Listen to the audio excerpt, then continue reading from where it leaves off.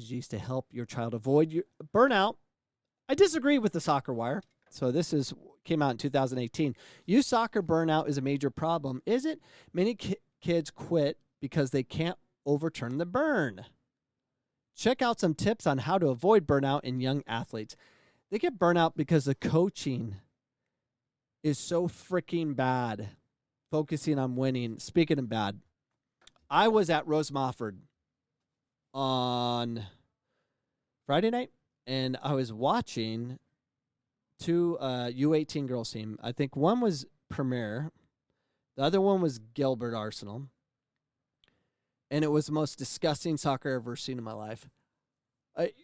There wasn't 3 passes made on purpose to their team. Just freaking kick the ball, run through people. It's just disgusting to watch it. That's burnout. I was burned out. I didn't even want to be part of soccer anymore after watching that disgusting performance. Coach Cameron, you're being so mean again. You were doing so much better. It's election day. And why can't I be honest? Why can't I have that opinion and give you a little bit of, me, Angry Dave, or I don't know, just when you see something over and over and over, you lose your mind. It was disgusting. So Gilbert Arsenal, Arizona Premier, U18, whatever, I don't know what level you guys were. I talked to some coaches and stuff. They're like, oh, they're the lower level. It doesn't matter. Pass the ball to your team. Just connect a pass. So disgusting. It was horrible. Back to the article. Being busy has become a badge of honor for many parents. Much of their busyness involves driving their children to and from various after-school activities, lessons, and sports games and practices. Did you know that on an average school-aged kids spend over 5 hours a week in organized activities? That might not seem so bad, but there are many kids spending closer to 15 to 20 hours a week in activities outside of school hours, especially those involved in travel sports. Keep reading for the 3 suggestions. Here's their suggestions. 1, don't push specialization too early. Many parents put their kids in one sport much too early. Experts say that the kids should play what they love while they are young. If that's a new sport each season, that's fine. Specialize in one sport shouldn't occur until their later teens. Yes and no. I say specialize. It's not, instead of removing to another sport, you may turn them off to sports completely if you get 3 bad coaches. How about move them from a club team to another club team to another club team with different coaches until you find that right fit? You need to be in an environment where the coaching is very, very good. That's not focused on winning. When you focus on winning and you have to win, not like the USL Championships, which should focus on winning because we need a winner, burnout will happen because it's that same car ride home. It's that same loss, the same screaming coach. That's burnout. In order for us to compete with the rest of the world, we need players that specialize early and often in the game of soccer. You imagine gymnasts.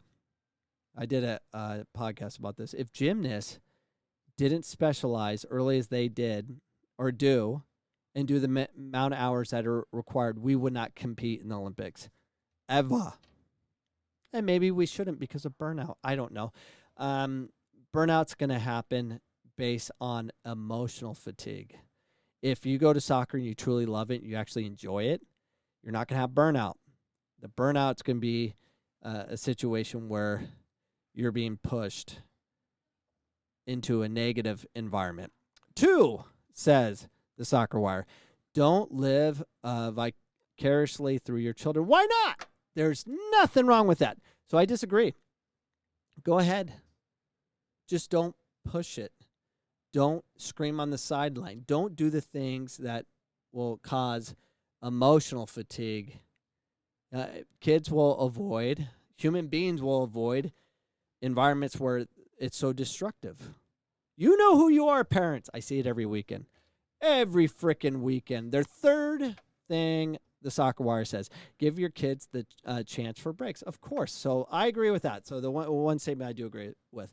So my son was just training like he's training tonight. He'll train Monday, Wednesday with his team of his age group in 06. And then Tuesday, Thursday, he trains with the O2 Academy Tuzos team, which is much more difficult, much more pace, which helps him in his development. He loves being around those the college level age kids, and he does well with them.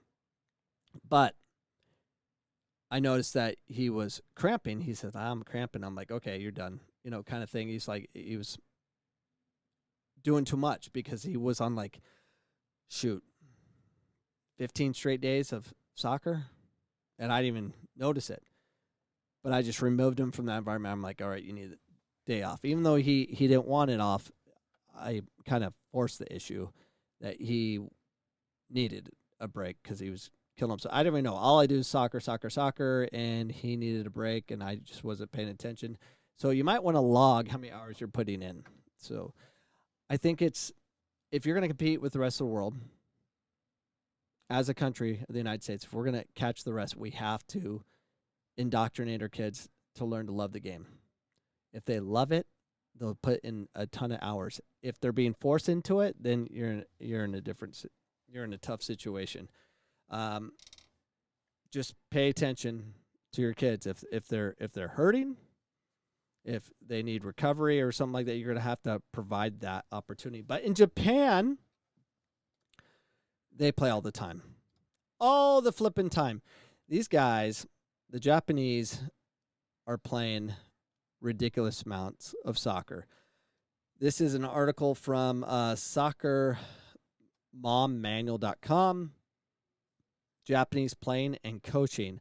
Although it has started to change recently, Japanese kids generally grow up playing soccer on dirt fields rather than grass fields. This is because of lack of investment in facilities and the difficulty to maintain grass due to the weather, and they play all the flipping time. Playing soccer on dirt field has two very different influences on the Japanese kids. First, playing soccer on the dirt makes it difficult to control the ball because the ball never stops rolling and makes unpredictable bounces. It's pretty flat, too, though. It just makes the game faster, so they have to play to feet, which is good. It's kind of like futsal, playing on concrete on the basketball courts. Makes you a better player. This has both a positive and negative effect. For example, as a result of this, players tend to become more skilled and control the ball more so, which is true. I got to get this article straight. Come on. Oh, my gosh. Sorry.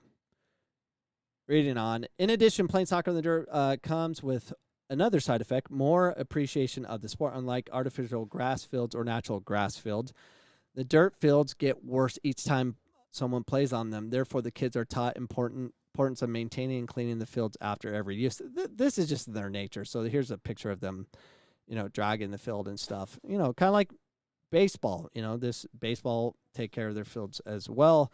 I think this is important to recognize. But I remember Tom Byer was being interviewed talking about Japanese, and they covered this point. So I was at the LA convention several years ago, and someone asked, what about burnout? And he's like, burnout's not the issue. The Japanese kids are playing 8 hours on Saturday, 8 hours on Sunday. They're playing 5-6 games a day on the weekend. And it's like, it's not a burnout issue. And maybe it's yes, it's different culture and different expectations, but if you learn to love the game, you can play 5-6 hours per day. The Hispanic kids in Phoenix, Arizona are playing all the time. We have to ask them to stop playing so much. For example, there's a big tournament this weekend. I got a call from a coach saying, hey, can you reach out to some of the kids that are going to PC? They're playing club right now. And just let them know, please don't play in the Food City tournament because we have a league game on Sunday. This is what they do. They'll play in games before their youth games. They'll play in adult games. They'll play in youth games. They play all the time because they love it. It's not about burnout. They're indoctrinated in the game at an early age because of the home they grew up in, the environment they grew up in. So burnout, I don't believe in burnout. Not in the game itself. I think coaches, I think parents, I think the pressure put on those sides create the burnout. Those are my thoughts today. I'm done. It's election day. Good luck to your candidate, whether you voted Biden or Trump. Who cares? Well, I do care. But when it's all said and done, we move on. But for some reason, there'll be a lot of people wanting to burn things down. I don't get it. I'll move on. I'll keep doing my podcast. Everything will be fine. Things will change. Might have higher taxes and all that. I'll move on. I can get through it. I won't kick and scream all year like some others. And if you have those issues, you need to seek paid help to talk you through your issues. Get through it, regardless of what happens. All right. Peace out. Have a great day. I hope you enjoyed that segment. If you did, please subscribe to get my content 5 days a week.